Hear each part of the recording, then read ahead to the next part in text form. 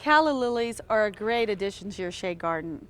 But remember, when you're planting calla lilies, at least in the Northwest, there's only two varieties that do well in the shade. That's the large traditional white calla lily and the green Goddess Calla Lily.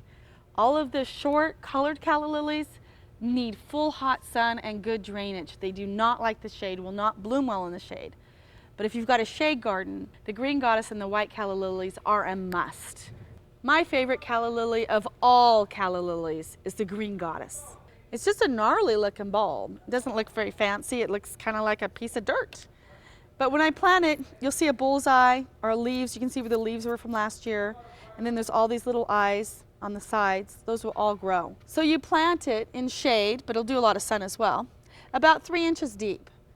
And that should be enough. You can plant a little bit deeper, but I found it takes a while to get warm enough to do much. So you don't necessarily have to plant it that deep, and it'll do really well.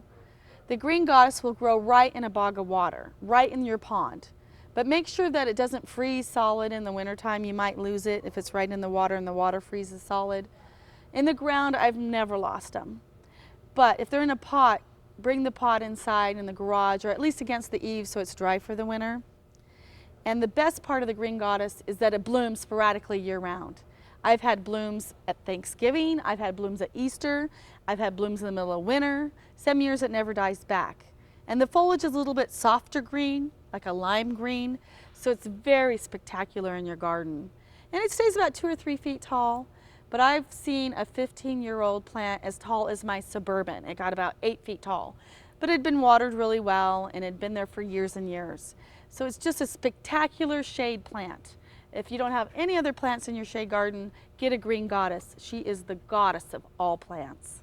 Next, we'll talk about the traditional white calla lilies.